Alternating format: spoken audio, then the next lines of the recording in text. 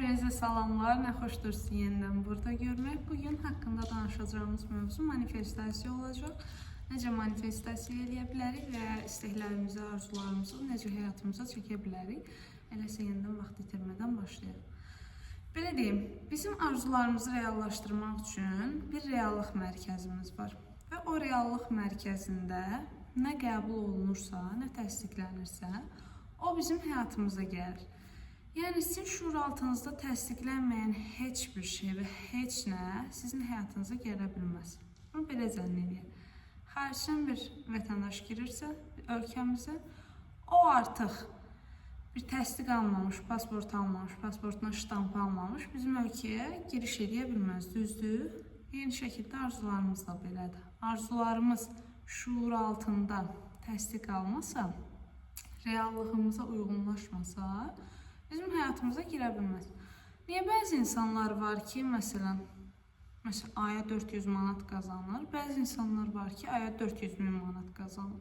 Çünki hər kəsin reallığı fərqlidir və hamının kasasının boyu, kasasına almaq istədiyi şeyin boyu hər zaman fərqlidir.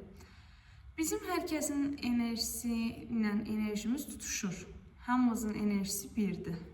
Beyonsun da enerjisi birdir, Şakiranın da enerjisi birdir, sənin də, mənim də, hamımızın enerjisi birdir. Sadəcə bu enerjini necə yönləndirmək məsələsi var. Mən enerjimi daim keçmişə yönləndirirəmsə, keçmişdə yaşadığım haqsızlıqlara, o mənə bunu dedi, bu mənə onu elədi.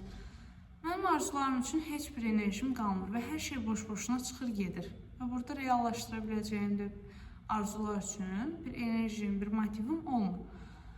Amma o bacarıqlı insanlar, hansı ki həyatında çox şey qazanmış insanlar, enerjilərini necə idarə etməli olduqlarını və şuuraltılarını da necə idarə etməli olduqlarını çox yaxşı bilirlər. Və bunun nəticəsidir ki, onların artıq almaq qabiliyyəti çox yuxarıdır və onların fanatları, maddi cəhətdən çox yaxşı həyatları və s. var. Niyə? Çünki almağı bacarır, reallıqlarında bu var.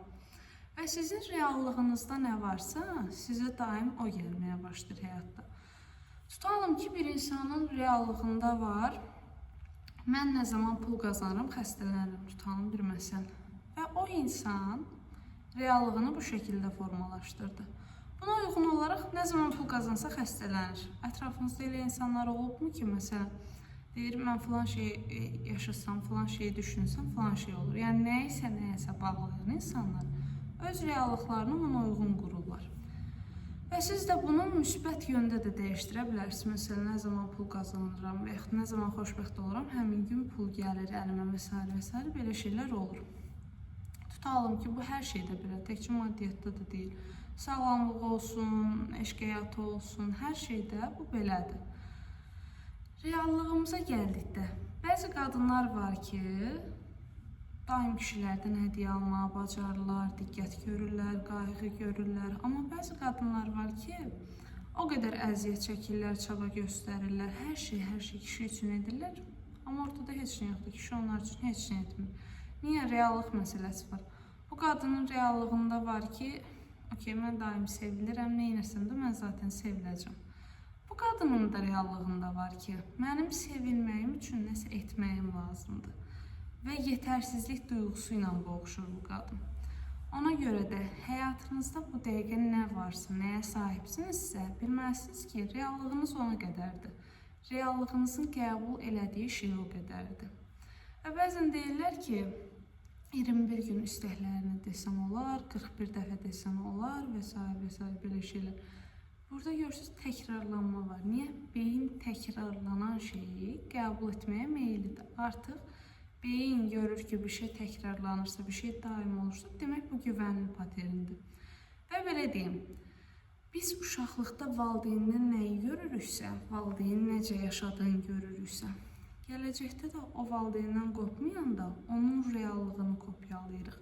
Çünki, dedim axı, beynimiz üçün nə tanışdırsa, onu alır həyatına. Və biz uşaqlıqda valideyndən görürük deyə bütün yaşanan hər şeyi. Onu kopyalamağa meyilli oluruq. Ananız, məsələn, əziyyətlə pul qazanmış biridirsə, siz də böyüyəndə əziyyətlə pul qazanırsınız. Niyə? Çünki tanışma dil odur. Pul əziyyətlə qazanılır. Atanız, məsələn, tutalım ki, deyirəm, daim içki içən, qumar oynayan biri olubsa, gələcəkdə partnyor seçim zamanında elə insanları seçirsiniz həyatınızda və yaxud ona oxşar asıllıqları olan insanları seçirsiniz. Niyə? Çünki güvənli nədirsə, tanış nədirsə, o sizə güvənlidir.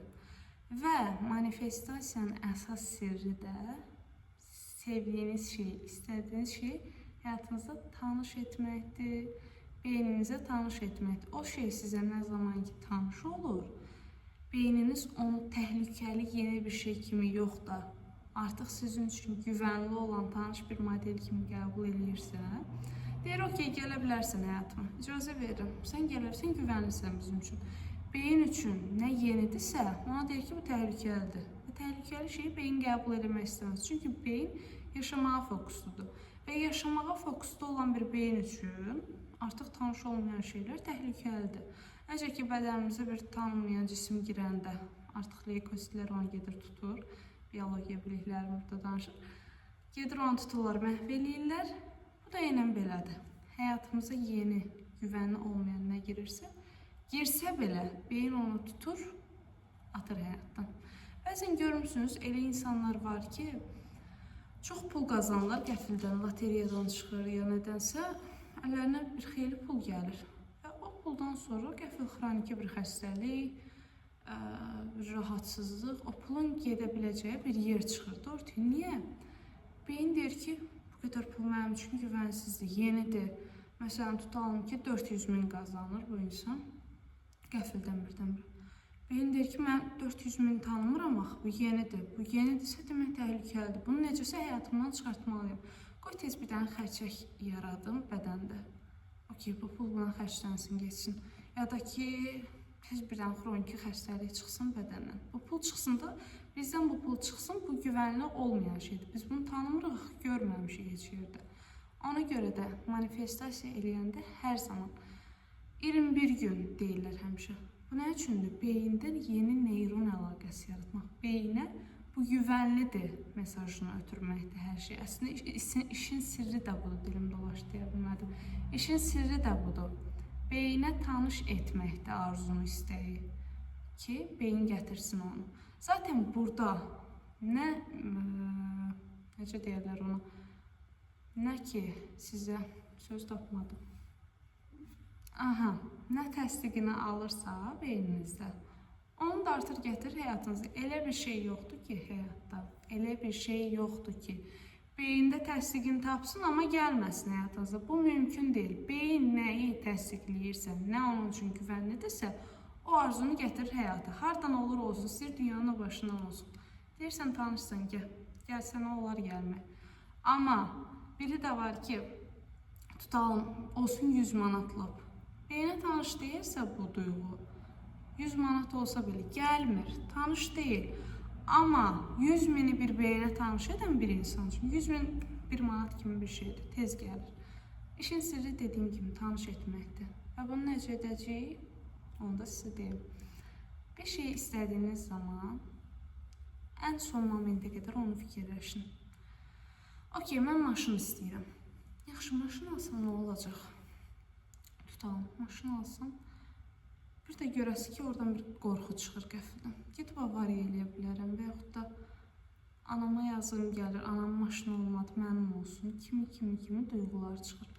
O duyğuları tapırsınız, yazırsınız bir vərək, qoymursunuz, qaçsın sizdən. Və o duyğunun üzərində işləyirsiniz ki, arzunuzla aranızda olan o maneə çıxsın aradan. O maneə çıxsın ki, beyin artıq tanısın da onu görsün. Axı, arada bir maneə var. Mən buradayam, arzum buradadır, maneə buradadır, arzum da onun arxasındadır. Beynim baxır, görmür axı, maneə qarşıda durub, arzunu görə bilmir, tanıya bilmir. Bunu buradan aşağı salırıq, bunu görür, tanıyır, çəkir özünə. Yəni, proses bu qədər sadədir. Sadəcə arzunun qarşısındakı qorxu nədir? Arzumu beynimə necə tanıdım? Bu sualı, bu 2 dənə şeyi həll elədiksə, arzu reallaşır, hər şey gəlir. Bu qədər. Və arzunuzu özünüzə çəkmək üçün də çox qəşəng bir yöntəm deyə bilərəm ki, öz səsinizlə, beyin öz səsi ilə nəyi eşidirsə, onu güvənli qəbul edir. Məsələn, Tamam ki, o duyğunu işlədiniz, öz səsinizdən özünüzə bir səs yazdırırsınız. Məsələn, mənim maşınım var, filan rəhdədir, hər detalına qədər, hər xırda ayrıntıya qədər. Və işin sirri də oradakı duyğuları yazmaqdır. Mənim maşınım var, özümü komfortda hiss eləyirəm, maşınımın içi belədir, elədir, mənə bu duyğunu hiss elətdir, məni daha lüks hiss elətdir. Belə ayrıntılar da yazsınız ki, beyin tamamilə tanısın, olaya tamamilə hakim olsun. Və çox qəşəng bir şey də deyə bilərəm. Gedib salonda həmin maşının içində otura bilərsiniz ki, beyin o duyğunu tanısın, daha da özünü yaxın hiss edin. Bir müddət sonra görərsiniz ki, o sizə asanlıqla gəlir. Niyə? Çünki artıq tanış oldu və tanış oldusa, işin sirri də bitdi deməkdir. Hər şey buradan elə olur. Belə izlədiyiniz üçün çox təşəkkür edirəm. Ümid edirəm sualınız yaranmadı. Hər şeyi izah eləməyə çalışdım. Və ümid edirəm arzularınıza çatmaq daim sizin üçün çox asan olar. Hələlik gününüz xoş geçsin.